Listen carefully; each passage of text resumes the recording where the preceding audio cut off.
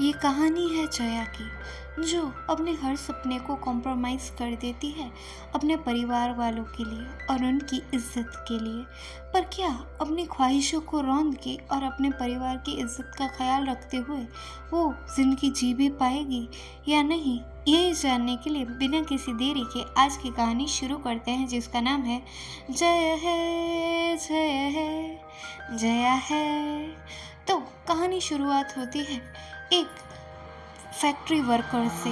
उनका जो मैनेजर था, उसके घर पे आज एक बेटी का जन्म हुआ है।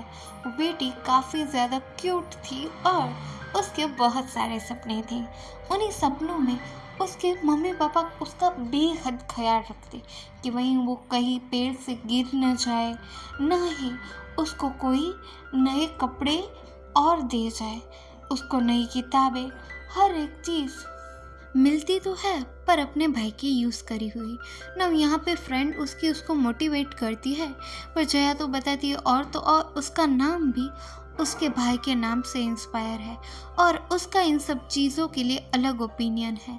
यहाँ पे उसकी फैमिली उसकी केयर करने से ज़्यादा उसको एक आम लड़की समझना चाहती है, यानी कि अगर उसकी टांग टूट गई तो उसकी शादी कैसे होगी। उसको कोई भी खिलौना अपने पसंद का नहीं, अपने भाई का ही दे देते थे और उसके ही फटे पुराने कपड़े उसको काट सील के उसी को पहनाए जाते थे। तो ओवरऑल हमें पता चलता है कि जया की ज़िंदगी काफ़ी ज़्यादा हद तक झंड है, पर क्या वो अपनी लाइफ में खुशियाँ ढूंढ पाएगी?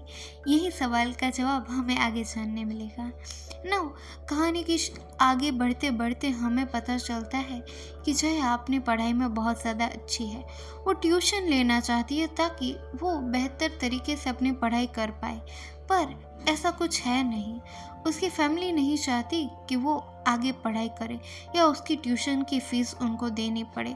वो तो बस चाहते हैं कि उनका बेटा आगे बढ़ के उनका नाम रोशन करे। जया तो सिर्फ उनकी बेटी है जिसकी जिम्मेदारी किस्मत ने उनको सौंप दी है। नाउ जया अपनी एग्ज़ाम में अच्छे से परफॉर्म करती है और उसके अच्छे से नंबर भी आ जाते हैं ना। वो विश करती है कि उससे अपनी ड्रीम यूनिवर्सिटी में आगे पढ़ने का मौका मिले, जिसके लिए भी उसे काफ़ी ज़्यादा स्ट्रगल करना पड़ता है और उस स्ट्रगल के बावजूद भी रिज़ल्ट क्या आता है उसके फेवर में नहीं होता है। यहाँ पे उसके मामा इंटरप्ट करके अपनी पसंद की एमएसएस यूनिवर्सिटी में उसका ज़बरदस्ती एडमिशन करवा देते हैं और उसको जो पढ़ाई करनी थी उसके अलावा हिंदी में ही पढ़ाई करवाना कंटिन्यू कर देते हैं ना। यहाँ पे जया काफ़ी ज़्यादा सैड हो जाती है, पर उसकी ये नाराज़गी ज़्यादा वक्त तक नहीं थी, क्योंकि यहाँ पे शायद उसको अपना पहला प्यार मिलने वाला था। हाँ, उसके कॉलेज के एक प्रोफेसर थे जो वुमेन एम्पावरमेंट में बिलीव करते थे। लड़कियों को अपनी आज़ादी से जीने देना, उनको उनके सपने पूरे कर देना। वो हर एक बात के बारे में खुल के बात करते थे। वो औरतों का बहुत ही सम्मान करते थे और हर लड़की को इज्जत से देखते थे ना। ये सब जान के जया तो जैसे उन पे लट्टू ही हो जाती है और बहुत जल्द एक दिन ऐसा आ जाता है कि उसके प्रोफेसर उसे पूछ लेते हैं कि क्या तुम मुझे पसंद करती हो, और जया भी उन्हें अपने मन की बात बता देती। फिर क्या था, जया हर छोटी बड़ी चीज़ में खुश होना शुरू कर देती है और यहाँ पे वो उसके सर के अकॉर्डिंग ज़िंदगी जीना शुरू कर देती है इनडायरेक्टली, उसे पता नहीं होता, पर धीरे धीरे वो सर अपने अपने कलर दिखाना शुरू कर देते हैं। ये लड़कों से बात मत करो, ऐसे कपड़े मत पहनो, इससे बात मत करो, इसके साथ टाइम स्पेंड मत करो, यहाँ तक कि तुम्हारी कॉल किसके साथ बिजी आती है, अपने पेरेंट्स से भी तुम क्यों बात कर रहे हो। एक दिन वो छोटी स्लीव वाला ड्रेस क्या पहन लेती है, वो सर तो उसके मुंह पे तमाचा ही जड़ देते हैं ना। यहाँ पे उसकी फ्रेंड काफ़ी ज़्यादा डर जाती है इन सब चीज़ों की वजह से, पर जया के लिए शायद ये सब नया नहीं था। उसकी नथ गिर जाती है जिस वजह से उसे मजबूरन घर पे सच्चाई बतानी पड़ती है ना। घर वालों को तो जैसे इसी घड़ी का इंतज़ार था ना। उनका मास्टर प्लान यहाँ से ऑन होता है। वो उसकी पढ़ाई छुड़वा देते हैं और उसकी शादी करने का फैसला कर लेते हैं। हालांकि इनकी उनकी शादी में भी कोई इंटरेस्ट नहीं था, पर ये उनकी एक जिम्मेदारी थी जो उन्हें निभानी थी। जया से तो कोई पूछता भी नहीं कि उसे शादी करनी है या नहीं, बस ज़बरदस्ती उस पर ये फैसला थोप दिया जाता है। और फिर क्या था, हम यहाँ से मिल जाते हैं राजेश से। राजेश जो एक मुर्गी का होलसेल व्यापारी है। ना, राजेश की लाइफ में सिर्फ एक ही मोटिव है, मुर्गी। उसकी मेंटालिटी, उसकी थिंकिंग, हर एक चीज़ मुर्गी के सराउंडिंग होती है ना। यहाँ पे ये लोग इनके घर पे आ जाते हैं। इनके घर पे आके ये बहुत बहुत बड़े डींगे हाँकते हैं अबाउट द राजेश एंड उसकी फैमिली, जिस वजह से यहाँ पे जया की फैमिली काफ़ी ज़्यादा इम्प्रेस हो जाती है। और यहाँ पे जया का जो भाई होता है जयन, वो बताता है कि जया को आगे पढ़ाई करनी है तो आप करने दोगे। तो राजेश भी बड़ाई हाँकने के लिए हाँ बोल देता है कि हाँ, मुझे तो कोई इशू नहीं। तो जया भी काफ़ी रिलैक्स हो जाती है।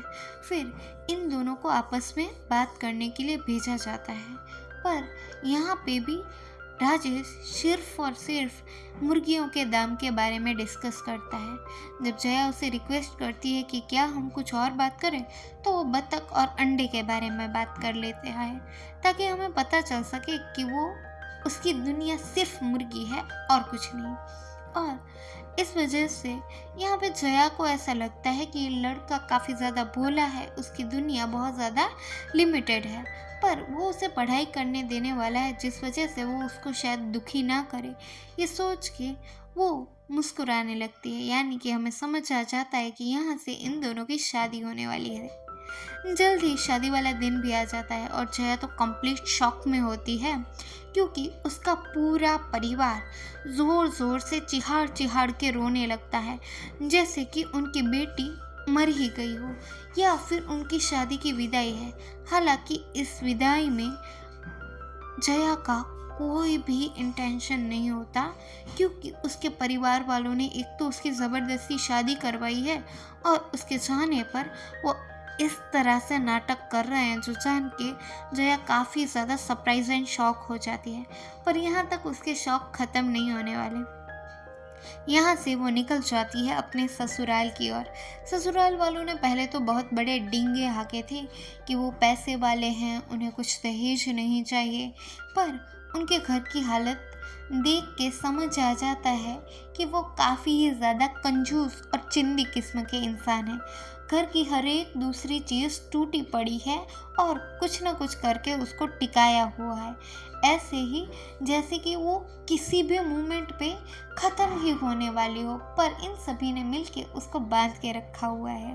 पर खैर, जो भी है, ये उसका घर है, ऐसा मान के जया यहाँ पे ज़िंदगी की शुरुआत करती है। सुबह उठते ही वो देखती है कि उसकी सास उड़ियप्पम बनाती है ना। नॉर्मली तो ये लिमिटेड डेज पे ही बनता है, पर ये जो राजेश है वो हर दिन उड़ियप्पम ही खाता है। और यहाँ पे जया इस बात से अवेयर ज़्यादा नहीं होती और वो ट्राई करती है कि वो ज़्यादा से ज़्यादा खुश रख सके अपनी फैमिली को।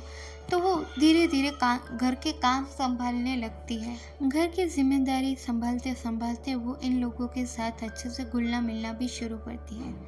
इसी दौरान उसे कई बार पता चलता है कि राजेश का नेचर उतना ज़्यादा अच्छा नहीं जितना वो दिखावा करता है। दूसरों के साथ बदतमीज़ी करना, बदसलूकी करना, वो तो जैसे उसका स्वभाव था। इसी दौरान एक दूसरे अंकल जब अपना बिजनेस कम होने की वजह से उससे हेल्प मांगने आता है, तो उनका वो इंसल्ट करके उनको भगा देता है और उल्टा उन्हीं को बेवकूफ़ बोल के उनको बहुत ज़्यादा इंसल्ट करने लगता है। यहाँ से कुछ दिनों बाद ये जया के घर पे जाते हैं, जहाँ पे भी राजेश अच्छे से एक्ट करता है। तो जया भी अभी खुशी खुशी सब चीज़ें एक्सेप्ट कर लेती है। इसी खुशी में वो आज राजेश के लिए एक अलग नाश्ता बनाई है ना। ये नाश्ता देख के राजेश अपना कुत्तों जैसा बिहेवियर शुरू कर देता है ना। पहले वो खाने को देखता है और उसे समझ ही नहीं आता कि आखिरकार ये है क्या। तो फिर क्या था, वो उसको इग्नोर करके चला जाता है। वो खाना बहुत मेहनत से बनाया था जया ने, पर वो खाने को फेंक देता है, जिस वजह से जया काफ़ी ज़्यादा नाराज़ हो जाती है और वो उसको बोलने लगती है कि भले मैंने ना बनाया हो, पर हमें खाने की डिसरिस्पेक्ट तो नहीं करनी चाहिए। तो वो यहाँ पे उसे बताना चाहती है कि वो खाने की इज्जत करे, पर ये चीज़ समझने के बजाय राजेश तो उसके गाल पे एक थप्पड़ जड़ देता है।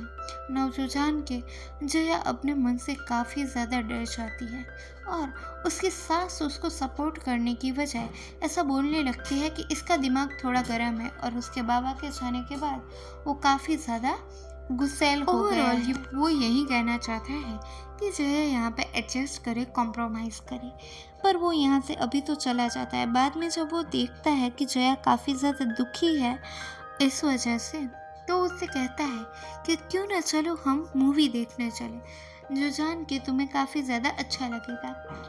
जया भी यहाँ पे बेमन से अपने हस्बैंड के साथ मूवी देखने चली जाती है, पर मूवी ये कोई उसकी पसंद की नहीं थी। राजेश को जो पसंद था वो मूवी वो उसे दिखा देता है। बाद में ये खाने के लिए जाते हैं, तो वो जया से पूछता है कि तुम्हें क्या पसंद है। उसकी पसंद पूछने के बावजूद भी वो डिनर में वही मंगवाता है जो उसको खुद को पसंद था, ना कि जो जया खाना चाहती थी। यहाँ पे जया बेमन से उसे माफ़ कर देती है। और फिर क्या था, अभी धीरे धीरे जब भी जया कुछ नया करने की कोशिश करती या कोई भी गलती करती, राजेश उसकी हर गलती पे उसको एक तमाचा जड़ देता, उसको मारता और उसके बाद उसको मूवी के लिए ले जाता, उसको अपनी पसंद का खाना खिलाता और फिर से वही सब रिपीट करने लगता। मानो जया कहीं डरी सहमी खो गई थी। उसको यही डर रहने लगा था कि न जाने उसकी कौन सी गलती पे राजेश उसको मार देगा। और यही बात जब वो अपने पेरेंट्स को बताने की कोशिश करती है, उसके पेरेंट्स उसको सपोर्ट करने के बजाय उसे कॉम्प्रो करने के लिए बोलते हैं कि घर है, ऐसा तो होता ही रहता है, तुम क्यों इतना टेंशन ले रही हो, जाने दो इस बात को। उसकी बिहाई ननद जो भी यहीं पे रुकी थी, वो भी उसको कॉम्प्रोमाइज़ करने के लिए बोलती है। तो यहाँ पे जया अपना पूरा ध्यान अपने फ़ोन में लगाने लगती है। शायद ये दुनिया उसे पसंद नहीं, तो वो एक फ़ोन की दुनिया में रहने लगती है। राजेश जब आता है तो वो उसकी बात मानती है, उसके काम करती है, और फिर जब मौका मिले वो फ़ोन में ही गुम रहती है। दूसरी ओर वो अंकल दोबारा यहाँ पे राजेश से रिक्वेस्ट करने के लिए आते हैं कि वो उनका बिजनेस ओन करे और उसमें से कुछ % प्रॉफिट उनको दे, पर राजेश दोबारा उनकी इंसल्ट करके यहाँ से भगा देता है। और जब वो घर पे पहुँचता है तो वो फिर से देखता है कि जया आज भी फ़ोन में ही कुछ कर रही है। तो आते ही उसके सवाल जवाब शुरू हो जाते हैं कि मेरी माँ कहाँ है, मेरी बहन कहाँ है। तो जया कहती है कि मुझे कुछ आइडिया नहीं, वो कहीं बाहर गए होंगे। तो इसी बात को लेके वो उसे बहुत बुरा सुनाने लगता है कि तुम्हारा ध्यान तो सिर्फ फ़ोन में ही है, तुम्हें घर की कहाँ पड़ी है, तुम तो इस घर में रहती ही नहीं। ये कह के वो उसका फ़ोन छीनने लगता है, पर उसकी कोशिश के बावजूद उसके हाथ उसका फ़ोन नहीं आता। इस बार जब वो जया को मारने के लिए हाथ उठाता है तो उसका हाथ जया रोक लेती है ना। अब जब ये दूसरा हाथ उठाने की कोशिश करता है, एक धुआंधार किक के साथ वो वहाँ से कोसों दूर जा गिरता है, जैसे कि लाइफ में पहली बार उसने मार और हार का स्वाद एक साथ चख लिया हो। और जया की किक ने उसे चारों खाने चित्त कर दिया था। वो किसी से कुछ बता तो सकता नहीं कि उसके साथ क्या हुआ है, पर जया भी किसी को इसके बारे में कुछ बताती नहीं और अपना काम को फॉलो करने लगती है। तभी हमें पता चलता है कि जया सिर्फ फ़ोन में अपना टाइम स्पेंड नहीं कर रही थी, वो तैयारी कर रही थी। अपनी हर एक मार का वो बदला लेना चाहती थी। उसने बहुत ज़्यादा प्रैक्टिस करके कराटे, मार्शल आर्ट और सेल्फ डिफेंस सीखा है, जिस वजह से उसकी किक इतनी ज़्यादा पावरफुल हो चुकी है नाउ, जिसने यहाँ पे राजेश के होश उड़ा दिए हैं। पर राजेश मार खा के भी बताए किसको कि तो उसने अपने वाइफ के हाथ की मार खाई है। अपसेट और दर्द में रहने लगता है तो वो सभी को ऐसा बताता है कि उसने जया को एक लात मारी है और पेट में मारी है। तो उसके डॉक्टर को पास ले जाने के लिए भी बोलते हैं, पर वो किसी को बताए तो बताए कैसे कि उसने इतनी गंदी मार खाई है अपनी वाइफ की वजह से। वो काफ़ी ज़्यादा डरा सहमा लगने लगता है जया के आसपास होते हुए, और काफ़ी ही ज़्यादा उसको अभी वो रिस्पेक्ट तो नहीं पर उसके साथ अच्छे से बिहेव करने लगा था। और उसे भी पता चलता है कि जया ने कितनी ज़्यादा टफ ट्रेनिंग ली है इस वक्त को लाने के लिए। उसको घर के हर एक हिस्से में जया की प्रैक्टिस की तैयारी दिखने लगती है, जिस वजह से अभी उसको समझ आया कि वो किक में इतना दम कहाँ से आया। अभी यहाँ से वो डिसाइड करता है कि अपने जो बड़े भैया है दूर के, वो उनको सब सच बताता है। तो वो कहते हैं कि क्यों ना तुम भी फिर से तैयारी शुरू करो, तुम भी स्कूल में मार्शल आर्ट तो करते ही थे, जिस वजह से अब यहाँ पे राजेश अपनी ओर से तैयारी शुरू कर देता है। और वो कहते हैं कि जब तुम उसको मारो तुम वीडियो भी बना लेना, ताकि हम उसको धमकाने के लिए वापस यूज़ कर सकें। अभी हम देख पाते हैं कि धीरे धीरे करके राजेश भी बहुत अच्छे से अपनी ट्रेनिंग कर लेता है, और फिर वो अपनी सेफ्टी लेके पहुंच जाता है जया के सामने। वो उसे बहुत ज़्यादा भड़काता है, धमकाता है, ताकि वो उस पर अटैक करे, पर फिर भी जया उस पर अटैक नहीं करती। तो वो फिर से उसको एक थप्पड़ मार देता है। बदले में जया भी उसको एक धमाकेदार थप्पड़ लगा देती है। फिर क्या था, दोनों हस्बैंड वाइफ का एक्सट्रीम झगड़ा फिर से शुरू होता है। और शुरुआत में भी हम देख पाते हैं कि जया काफ़ी ज़्यादा हावी हो रही है राजेश पे, पर बीच में कहीं कहीं पॉइंट पे राजेश भी उसको बालों से पकड़ के उसको घसीटने लगता है, पर जया अकेले ही उस पर काफ़ी पड़ रही है, और वो अपने पैरों में रौंद रौंद के उसको कुत्ते की तरह मार रही है। और जब भी यहाँ पे राजेश गिरता है, वो फिर एक बार उसी हौसले के साथ उठता है कि जैसे वो जया को हरा देगा। पर जया ने जो दर्द, बेइज्जती अपने परिवार और उससे सही है, वो एक हर दर्द आज उसकी किक में झलक रहा है। और उसकी एक फाइनल किक के साथ वो उसको दूर फेंक देती है, जो देख लेती है उसकी सासू माँ। फिर क्या था, दोबारा राड़ा शुरू ना।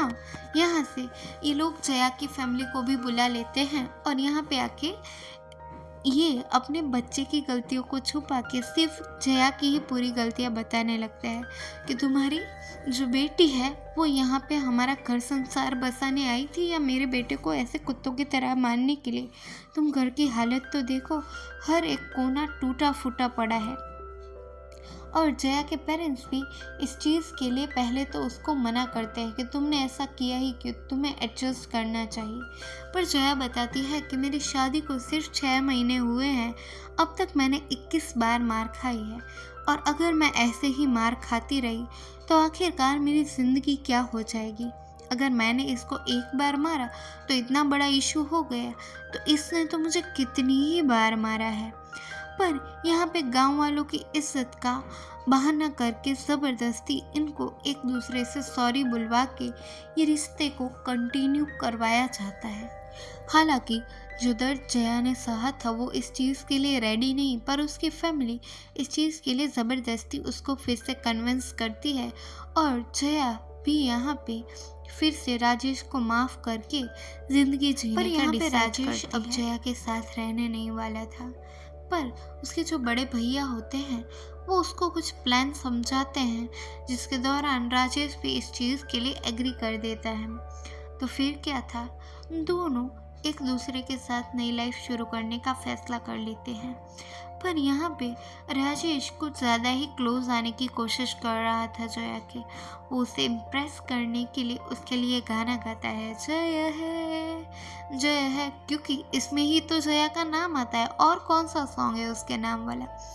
उसको अपने घर पे लेके जाना, उसकी पसंद का खाना खाना, और उसका हर तरीके से ख्याल रखना, ये सब तो जैसे देख के उसके पेरेंट्स बहुत ज़्यादा खुश और सरप्राइज भी हो चुके थे। अभी अपने प्लान के दौरान ये फिर से अपने भाई से बात करता है कि आज वो होने वाला है। वो यानी क्या, वो हमें समझ नहीं आता। पर जब जया सैनिटरी पैड लेती है तो उसका मूड खराब हो जाता है। तो हमें कुछ कुछ समझ आने लगता है कि इसका प्लान क्या है। और कुछ दिनों बाद जब जया और राजेश अपने घर होते हैं तो फाइनली वो जया के क्लोज आने की कोशिश करता है। पर जब वो उसको किस करने ही वाला होता है तो उसे खिड़की के बाहर एक सांप दिखता है, जो देख के वो काफ़ी ज़्यादा डर जाता है। और उसके डर की वजह से उसकी मम्मा और उसकी बहन यहाँ पे इन दोनों को अलग अलग अपने अपने कमरे में ले जाती है, जिस वजह से राजेश काफ़ी ज़्यादा दुखी हो जाता है। पर सुबह जल्दी उठ के जया उसके पास आती है और फाइनली अभी ये लोग एक साथ अपना स्पेशल टाइम स्पेंड करते हैं। और राजेश यहाँ पे कुछ नोट्स बनाने लगता है। कुछ दिनों बाद ही वो जया को हॉस्पिटल लेके जाता है। हाँ, यहाँ पे भी उसके भाई का मैसेज आता है कि प्लान वर्क कर गया। ये बात सुन के जया को काफ़ी ज़्यादा सस्पिशियस फील होता है कि आखिरकार क्या प्लान है, कैसा प्लान। पर राजेश उसे कुछ भी नहीं बताता और उससे कंटिन्यूसली ये बात छुपाने लगता है। और हमें पता चलता है कि जया अभी प्रेग्नेंट हो चुकी है, जो जान के राजेश तो काफ़ी ज़्यादा खुश है। पर जया के मन में अभी भी वही सवाल है कि आखिरकार राजेश का प्लान क्या था।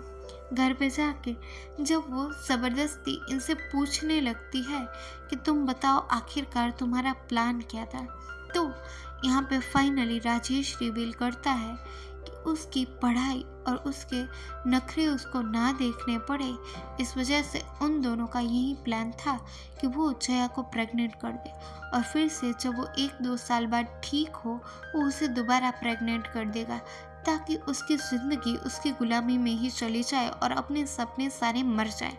नव ये सुनते ही जया को चक्कर आ जाता है और वो बेहोश हो जाती है। उसकी आँख खुलती है तो वो हॉस्पिटल में थे।